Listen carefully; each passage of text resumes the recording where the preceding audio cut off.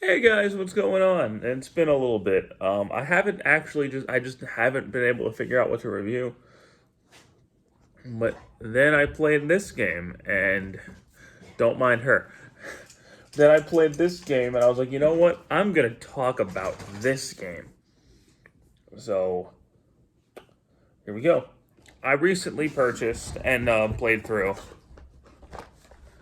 Sonic Colors Ultimate. I got the keychain edition. I don't know if there's anything special about it, but it's the one I got off Amazon. So I do, I got the PS4 version because I heard some really nasty things about the Switch version, and we'll talk more about that later because there are still some of those. There are still some glitches present in this version, but I was a when Sonic Colors came out, I felt like it was a good return to form for Sonic. Hi.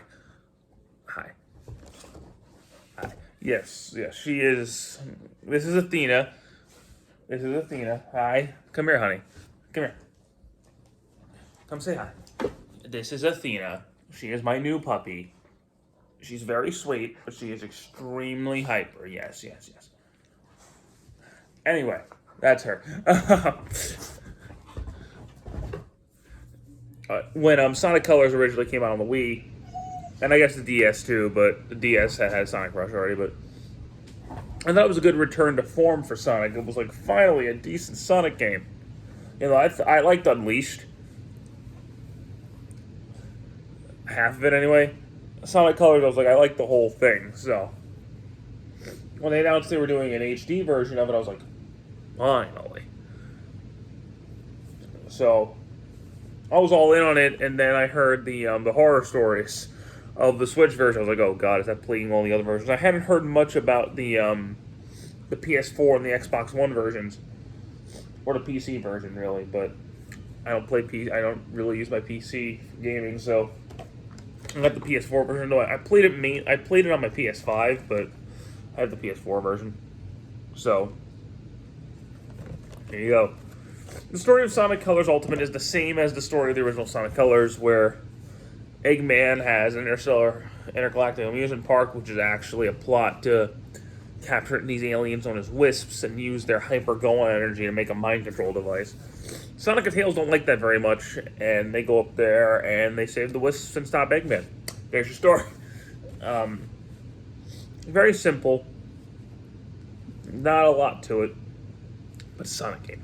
So, Sonic Colors controls a lot like the daytime levels in Sonic Unleashed. So if you played any of the Boost games, you know what this is. But the biggest difference between this and Unleashed is that it's a lot more methodical. It's a lot more platformy. It's not just go really fast, whereas Unleashed was all about going really fast. I mean, you got rings, you build your boost meter up. This one, not so much. There are still instances where you can go fast. It's a detriment to like the one game mechanic. I'll get to that in a minute, but um, instead of using rings to fill your boost meter, you find these white wisp capsules. They fill your boost meter. So you can boost, but you should only do it when it looks like it's time for. Because most of the time, going fast isn't how you're going to get the S ranks in this game. You get the S ranks by using the new power ups, which are the wisps. So the wisps are these little aliens that give Sonic these new abilities. The white wisp just fills your boost meter. And there's all these other ones. So you got the cyan wisp, which is your laser power, which pew pew pew pew pew turns to like a laser bolt, and he just shoots wherever. Orange is a rocket. He turns to a rocket, flies upward. Pink is a spike, which turns to a spike ball, which actually lets him do the spin dash, which is kind of funny. The purple one, which is frenzy, which turns into a monster, and he just starts chomping on everything. The yellow wisp, which turns into a drill or a torpedo if he's underwater, and he just starts shooting everywhere. I mean, you can still fully control. It controls a lot like Knights, but blue, which is the cube wisp, which lets him turn to a block and change these big blue rings into platforms or destroy certain objects. And the green wisp is a hover, which turns into like a little blimp and he starts flying. If you dash in a trail of rings, he does the light speed dash. So there is a new addition to this one. There's a new wisp, the Jade Wisp, which is Ghost, which is some phase through solid objects. They really put that one in to alter one gameplay mechanic, but the levels themselves are still pretty fun, actually. It's very, aside from a graphic update, it's very one-to-one aside from a couple things. It's very similar to the original Sonic Colors. They changed a couple things around because of the ghost mechanics, and they add like new little areas and they alter where some of the red star rings are. Other than that, the game is not much different, but it's still really fun to play. But I noticed a lot more 11 years later than I did when the game first came out, the control issues, which we'll get to. So, beating the game itself, just playing through the main game, isn't very long.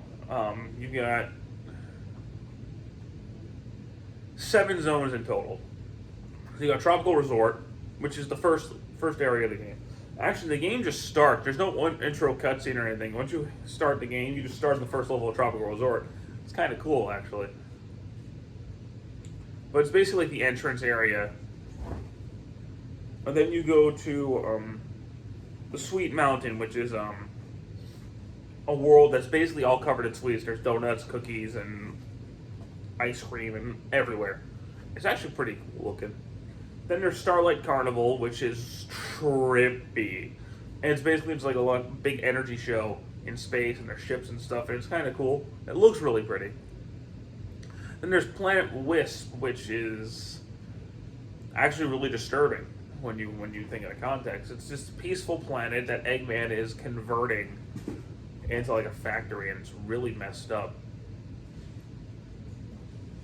Screw you, Eggman. Then there's what's after that? The Aquarium Park, which is the water level.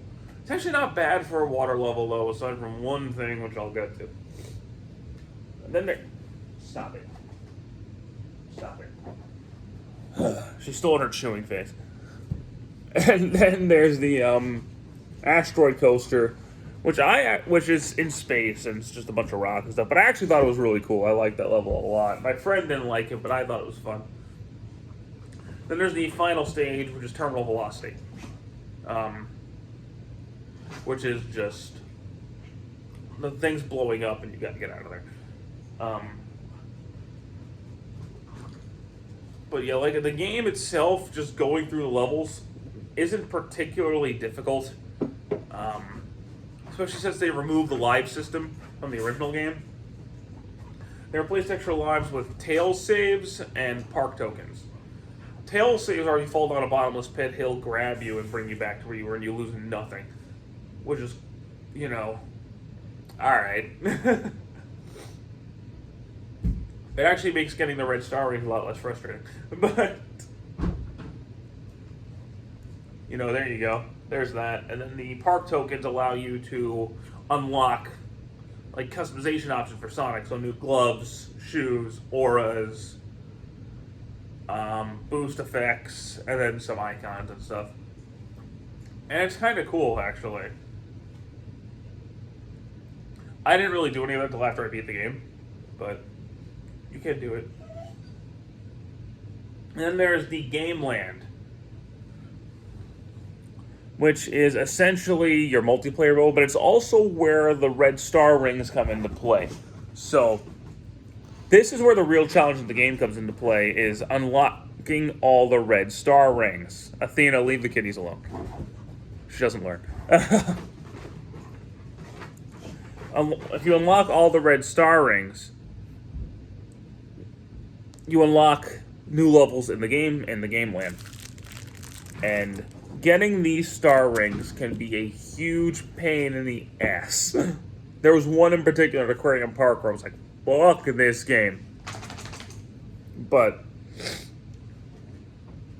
I got it. I got them all. And once you complete, because there's 21 levels in total in the game land, and they're splitting it in groups of 3. So you got 1, 1, 1, 2, 1, 3, and so on and so forth. Once you complete a set of 3, you can get a Chaos Emerald. So these are essentially your special stages. And I think this is my favorite take on the special stage, honestly. They're not just like little random games that don't control like the game. They're just little levels, little bite-sized levels that you could do by yourself or with a friend, and if you do all of them, you get all the Chaos Emeralds. That's kind of cool, actually. There's no, like, you're not screwed if you miss. You're not screwed if you mess up. You're not screwed if you die. You just keep going until you get the Chaos Emeralds. I think that's actually really cool. Good job, Sonic Team. And, of course, once you get all of them, you do unlock Super Sonic, who breaks the game in 2. But you earned it. So it's fine. And this is where I want to talk about, though, some of the issues. They added one new mechanic called the Rival Rush, which, once you unlock 15 red rings in a stage, you can race Metal Sonic. And I don't find it particularly well implemented, because if this was a game like Sonic Unleashed or Sonic Generations, it would be fine. But this game isn't all about the speed. So when you're trying to keep up with Metal Sonic, he can just fly through objects. He can skip over obstacles. You can't. So it's a bit frustrating. And honestly, I did the first 3 after on the Planet Wisp one. I gave up. I was like, this is stupid. I'm not doing it anymore. So yeah, that was fun. But there are still the PS4 version isn't anywhere near as buggy as the Switch version. The Switch version has longer load time than Sonic 06. There's the infamous screen tearing ones. There's this, that, the other. In this version, the only glitch I ran into was a music glitch, where if you used a Wisp power, or Supersonic for that matter, sometimes the music that was supposed to play with it wouldn't play. And it was really awkward. It made it really creepy, actually. Just silence. And at the end of the level, when you're doing the whole, when you get your score and you're breaking the pieces and stuff, the music would just cut off. So I don't know what happened there. I hope they patch it. They should. But with all of that in mind, another reason I don't like the Rival Rush is this is where all the control issues really, really start to come into play. Because you'll be trying to jump over something, Sonic will cling onto a wall, so just jumping over it. You'll be trying to run, Sonic will just back up, and he won't duck when you need him to, and it's frustrating. This game was not built for that Rival Rush in mind. Like, maybe Sonic Unleashed would have been, Sonic Generations would have been, even Sonic Forces probably would have been, but this game is not like that. It's more Mario-y and more platformy. But if you take all of that in mind, I still think it's a fun game. If you never played Sonic Colors before, this is the version to get. It looks better. It runs, on the PS4 anyway, it runs better. The red star rings are a great incentive to keep playing, and unlocking Supersonic is really fun. The one thing I wish they added is I wish they would have put the DS version's final boss in here after you got all the Chaos Emeralds. I think that would have been really cool if they added that too, but they didn't. They just up-resed it and ported it. They didn't really add anything aside from Metal Sonic. But it's still fun. Like, if you're a fan of Sonic Colors, you'll probably still like this version. If you haven't played Sonic Colors before, and you're a Sonic fan, I don't know why you haven't, but it's fun. If you're a parent looking for a good game for their kid, like my mom, I'm sure, this is a good game to get for your kids. They're going to have a lot of fun with it. It's not too taxing. It's not too difficult. And they're going to have a good time with it. I had a good time with it. I think you will too. So I want to thank you guys so much for watching this video on Sonic Colors Ultimate. I hope you enjoyed it. And I hope you guys enjoyed this game. Take care.